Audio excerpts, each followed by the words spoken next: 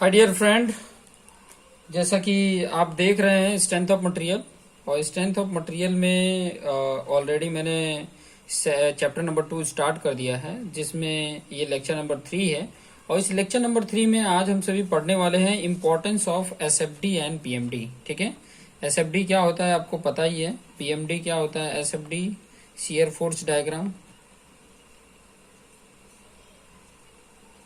Force diagram. और BMD आपको पता है कि क्या होता है, बेंडिंग मोमेंट डायग्राम। ठीक है, ये आपको पता है। ठीक है, तो आज उसके इम्पोर्टेंस समझेंगे। इम्पोर्टेंस उसके बारे में आज समझाऊंगा कि जैसे कोई बीम है, ठीक है, इम्पोर्टेंस क्यों है, कि किस लिए जरूरी है एसएफडी बीएमडी, वो चीजें थोड़ा सा हमको आइडिया मिल जाएगा कि ताकि पता चल सके कि एक्चुअली मतलब क्यों जरूरत है एसएफडी डायग्राम या बीएमडी डायग्राम की जो जरूरत है वो क्यों है, वो चीजें आपको आइडिया मिल जाएगी।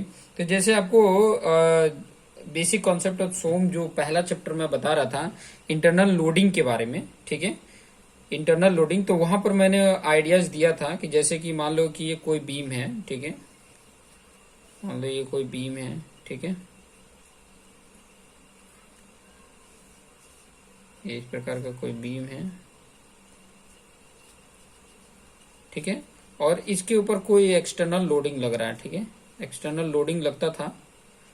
तो एक्सटर्नल जब लोडिंग इसके ऊपर लगता था तो मान लो ये हर एक पार्टिकल पे कुछ न कुछ अगर मुझे कैलकुलेट करना है कि हर सेक्शन पे इंटरनल लोडिंग क्या होगी। जैसे मान लो कि कोई ये पार्टिकल 1 है, ठीक है, इस पार्टिकल पे तो मैंने आपको बताया था कि अगर मान लो ये पार्टिकल 1 है, ठीक है, ये पार्टिकल है, ठीक है, इस पार्टिकल पे ये देखो इस सेक्शन में ये पार्टिकल आता है, तो इस सेक्शन में मैंने बोला था कि ये सेक्शन को अगर मैं बाहर निकालूं, ठीक है, ये जो सेक्शन है, ठीक है, और ये इस सेक्शन में ये पार्टिकल आता था, तो ये एक्सटर्नल जो लोडिंग था वो इंटरनल लोडिंग में किस किस तरीके से चेंज होता था, वो चीजें मैंने आपको पहले भी बताया था, फिर भी मैं यहाँ पे बता देता हूँ।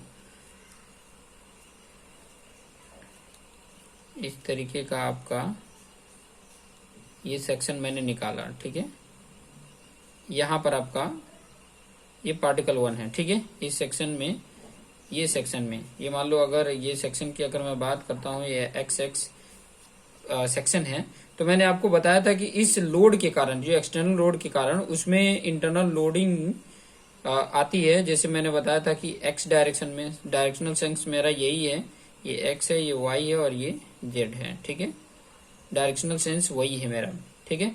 तो यहाँ पर इंटरनल लोडिंग इस पार्टिकल को हम लेते थे तो यहाँ पर एफ एक्स आता था एक्स डायरेक्शन में। ये क्या है, प्लेन के अगर देखोगे तो प्लेन के क्या है, परपेंडिकुलर डायरेक्शन में, ये जो प्लेन आपको लिए हो, ठीक है, इस जो सेक्शन लिए हो, इस सेक्शन की क्या है, परपेंडिकुलर है। और अलोंग वाई डायरेक्शन में अलोंग होता था, एफ वाई आता था, ठीक है, बड़ा ले लेते हैं, यहाँ पे लिख देते हैं एफ वाई। और एक जेड डायरेक्शन में अलोंग द प्लेन ही होता था, एफ जेड होता था, ठीक है, ये आता था।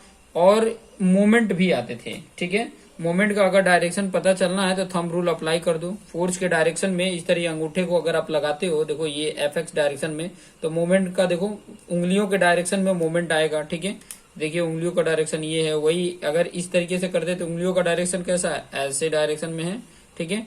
जेड डायरेक्शन में करते हैं तो कैसा आ रहा है, इस तरह आ रहा है, ठीक है। तो इस तरीके से आपको मोमेंट भी मिल जा रहे थे, यहाँ पे एम एक्स, ये एम वाई और ये एम जेड, ठीक है, ये 3 मोमेंट भी दिख रहे थे। तो कौन कौन से हैं यहाँ पर मैं आपको बता देता हूँ, ठीक है, यहाँ पे अगर मैं बताऊं तो कौन कौन से आ रहे थे, एक एफ एक्स आ रहा है, ठीक है, एफ वाई आ रहा है, एफ जेड आ रहा है, एम एक्स आ रहा है, एम वाई आ रहा है और एक एम जेड आ रहा है, ठीक है। अब एफ एक्स जो है वो आपको पता है कि प्लेन के परपेंडिकुलर है, तो क्या है ये, इसको बोला जाता है एक्सियल फोर्स, एक्सियल लोड भी बोल सकते हो, एक्सियल फोर्स, ठीक है, ये एक्सियल फोर्स है।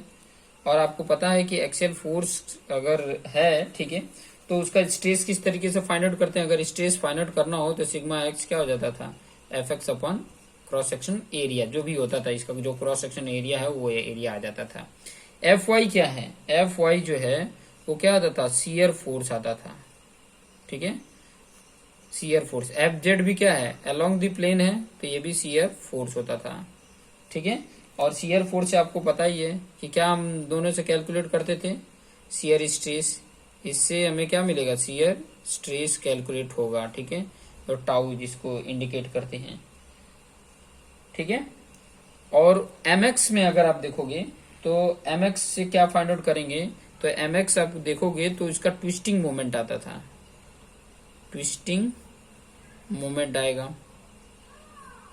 और एम वाई और एम जेड की अगर मैं बात करूं, एम वाई और एम जेड से आपका बेंडिंग मोमेंट आता है, बेंडिंग मोमेंट, ठीक है। ये भी बेंडिंग मोमेंट।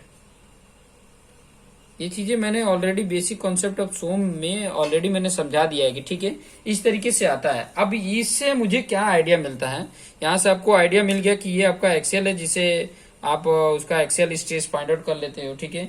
इन दोनों से आपको शियर फोर्स, जिसे शियर स्ट्रेस आपको मिल जाता है, ठीक है। इससे आपको ट्विस्टिंग मोमेंट मिल जाता है, इन दोनों से आपको बेंडिंग मोमेंट मिल जाता है, ठीक है। ये बेंडिंग मोमेंट आपको कैलकुलेट हो जाता है। अब इससे क्या बेनिफिट है वो चीजें यहाँ पे मैं बता देता हूँ कि इनसे हम क्या कर लेते हैं, स्ट्रेस को कैलकुलेट कर लेते हैं, टू कैलकुलेट, क्योंकि हमारा वही पर्पज है, to calculate stress on any particle we have to calculate internal loading at a section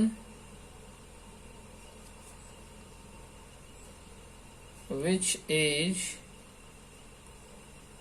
having that particle, which is having that particles, ठीक है। अब इसमें अगर आप देखोगे तो इसके ऊपर जो लोडिंग अप्लाई होती है, जैसे मैंने एक्सटर्नल लोडिंग की बात किया था, तो इसके ऊपर लोडिंग अगर देखोगे तो इस बीम पे जनरल लोडिंग लग रहा है, और इस जनरल लोडिंग के कारण कुछ ना कुछ तो इंटरनल लोडिंग आएगा, ठीक है। तो इंटरनल लोडिंग कितना आ जाता है, जनरल लोडिंग के कारण आप देखोगे तो 6 इंटरनल लोडिंग आएंगे, देखेंगे। उसमें से कुछ क्या होंगे, नॉन जीरो वैल्यू होंगे, उसमें से कुछ आप देखोगे तो क्या होंगे, नॉन जीरो वैल्यू होंगे। लेकिन प्रैक्टिकल सिचुएशन में अगर आप देखोगे तो जनरल लोडिंग प्रैक्टिकल सिचुएशन में बीम पे जनरल लोडिंग नहीं होता है, ठीक है। अभी किस तरीके से जनरल लोडिंग की अगर मैं बात करूं, जनरल लोडिंग मतलब हर प्रकार का लोडिंग, ठीक है। जनरल लोडिंग का मतलब हर प्रकार की लोडिंग। तो यहां पर मैं वो चीजों को भी आपको एक्सप्लेन कर देता हूं, ठीक है। नोट करके आप यहां पे लिख सकते हैं, नोट करके पॉइंट में बता देता हूं। नोट करके पहला नोट इसमें लिख सकते हैं कि इफ, देखिए आप पेशेंस रख के बस देखते रहिए एंड तक, ये वीडियो के एंड तक आपको ये प्रॉपर तरीके से आपको समझ में आ जाएगा कि क्या है एसएफडी बीएमडी की इंपॉर्टेंस क्यों है, ठीक है। ये आपको प्रॉपर तरीके से अच्छे से पता चल जाएगा कि if beam is subjected to general loading, अभी जो मैंने पॉइंट बताया उसी को लिख के मैं बता रहा हूं, ठीक है। General loading, then all the 6 मतलब 06 इंटरनल लोडिंग विल अपीयर, दिखेगा, with some non zero, non zero का मतलब जीरो ना हो वैल्यू, कुछ नॉन जीरो वैल्यूज उसमें दिखेंगी, नॉन जीरो जो वैल्यू उसमें दिखेंगी। दूसरा अगर नोट की मैं यहाँ पे बात बताऊं, दूसरा नोट की अगर बात बताऊं, but in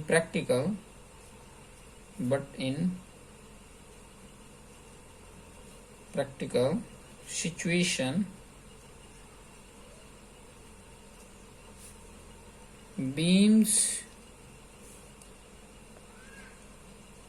does not have general loading, हर प्रकार की लोडिंग नहीं होती है, ठीक है। सभी प्रकार की लोडिंग नहीं होती है, rather they have following type loading, following type loading. ठीक है, अगर मैं आपको बताऊं कि ठीक है कि हम जो कैलकुलेट करते हैं ना, हम जो भी कैलकुलेट करते हैं वो प्लानर स्ट्रक्चर में ही करते हैं, जो भी कैलकुलेट करते हैं। अभी आपको जो मैंने यहाँ पर बताया, यहाँ पर आपको आइडिया मिल जाएगा। ठीक है, कि देखो यहाँ पर ये अलोंग एक्सियल है। ठीक है, अब शियर फोर्स जो लग रहा है उसी के कारण शियर स्ट्रेस जनरेट होगा। ठीक है, अब जो शियर स्ट्रेस जनरेट होगा जिसके कारण उसमें शियर होने वाला है, तो उस मटेरियल की शियरिंग स्ट्रेंथ, उस मटेरियल की जो शियरिंग स्ट्रेंथ है अगर बेटर है, ठीक है, जो जिस मटेरियल का ये बना है, तो वो उसका शियर होने नहीं देगा। ठीक है, तो वही चीज तो मुझे कैलकुलेट करने होते हैं, वही चीज कैलकुलेट करने होते हैं। तो देखिए, अगर मैं 3D स्ट्रक्चर में लेता हूं तो दो शियर फोर्स रहते हैं, एफ वाई आ जाता है और एफ जेड आ जाता है। लेकिन जब हम कैलकुलेट करते हैं तो 2D स्ट्रक्चर को ही लेके कैलकुलेट करते हैं।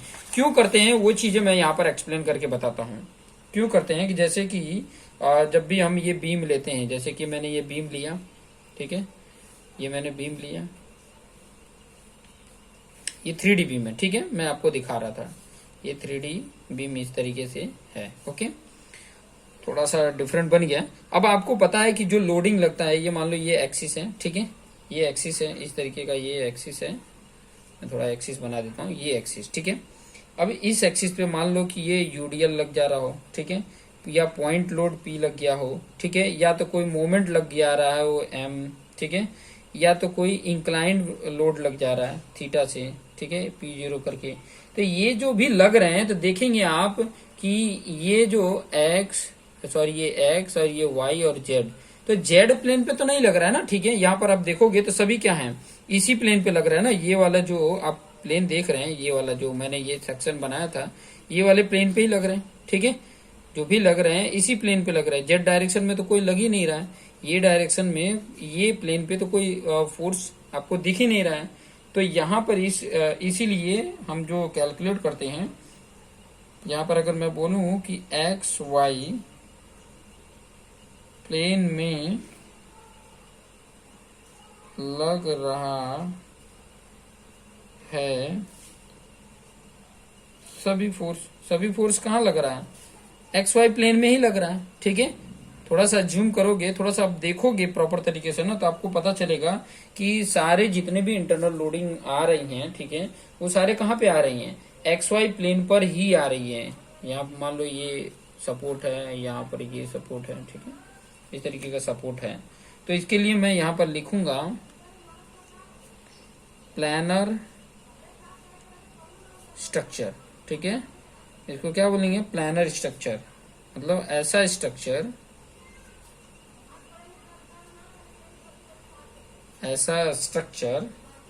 होता है।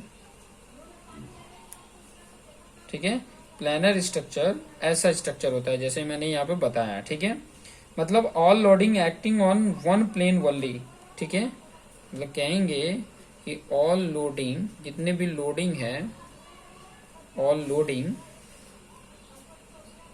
या लोड्स, ऑल लोडिंग या loads acting on one plane, ठीक है, ओनली। इसी को आल्सो नोन एज, अगर मैं बोलूं तो 2D स्ट्रक्चर भी बोला जाता है, 2D स्ट्रक्चर बोला जाता है। कहने का मतलब इस तरीके का, ये बीम है, ठीक है, यहाँ पे ये हिंज सपोर्ट है और यहाँ पर ये लोअर सपोर्ट है। अगर ये इसके बारे में नहीं जानते तो इसके प्रीवियस, जैसे कि ये आप लोड लगा देते थे, यहाँ पर ये मान लो मोमेंट लग गया, फिर बाद में यहाँ पे कोई पॉइंट लोड लग गया, यहाँ पे डब्ल्यू जितना लोड लग गया है। ठीक है, और इसी को हम इस तरीके से भी इंडिकेट करते हैं। ठीक है, ये भी 2D स्ट्रक्चर को ही इंडिकेट करता है। तो इसमें आपको कंफ्यूज होने की जरूरत नहीं है, इस तरीके का लग जाता है। यहाँ पे मान लो पी डैश लग गया, यहाँ पर मान लो ये यूवीएल लग गया है, डब्ल्यू डैश लग गया है, यहाँ पे डब्ल्यू पर मीटर लग गया है। ठीक है, इस तरीके के आपको इंडिकेट करते हुए मिल जाएंगे। ठीक है, कि मतलब बीम की अगर हम बात करते हैं ना, तो बीम में क्या होता है, सिर्फ ओनली एक्स वाई प्लेन में ही लगेंगे। जितने भी इसमें आप देख रहे हो, जितने भी अगर आपको मैं पॉइंट बता रहा हूं, तो जितने भी ये लोडिंग लग रहे हैं वो सारे कहाँ पे लग रहे हैं, एक्स वाई प्लेन में ही लग रहे हैं, ठीक है। इसीलिए हम जितना भी जो कुछ भी सॉल्व करते हैं वो 2D स्ट्रक्चर मान के ही सॉल्व करते हैं, ठीक है। 2D स्ट्रक्चर मान के ही हम सॉल्व करते हैं। जितने भी प्रॉब्लम है सारे, देखो जितने पॉइंट, सभी पॉइंट मैं लिख नहीं सकता, सारे पॉइंट लिखूंगा तो 3-4 साल में भी ये कंप्लीट नहीं होगा।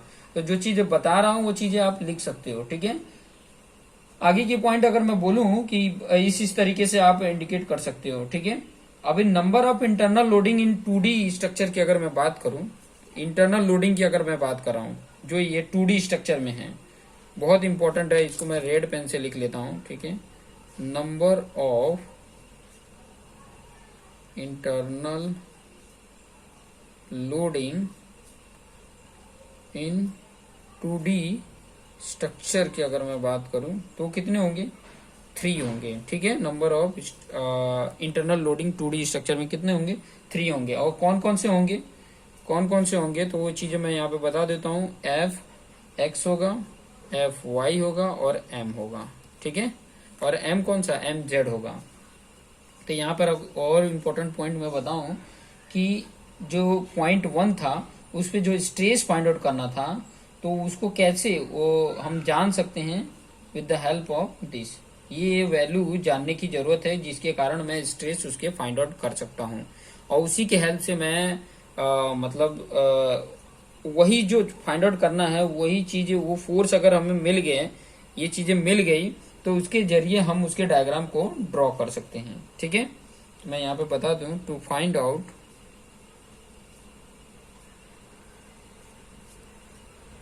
The stress on point 1 we should know the value of fx, fy and mz, ठीक है। इसकी जरूरत पड़ती है, ठीक है। तो मतलब कहने का मतलब है कि अगर मुझे एसएफडी और बीएमडी कैलकुलेट करना है, ठीक है, फाइंड आउट करना है, तो इसके लिए क्या जरूरत है, ठीक है, के लिए क्यों जरूरत है, तो ये स्ट्रेस को फाइंड आउट करना की मतलब मटेरियल के हर एक पार्टिकल पे जो स्ट्रेस है उसको फाइंड आउट करने के लिए मुझे एफ एक्स, एफ वाई और एम जेड की जरूरत है। और एफ एक्स तो उतनी मतलब जरूरत नहीं पड़ेगी, लेकिन एफ वाई वो इंडिकेट करेगा आपका शियर फोर्स, ठीक है। और शियर फोर्स जब मिल जाता है तो उसके जरिए हम स्ट्रेस कैलकुलेट कर लेते हैं, ठीक है।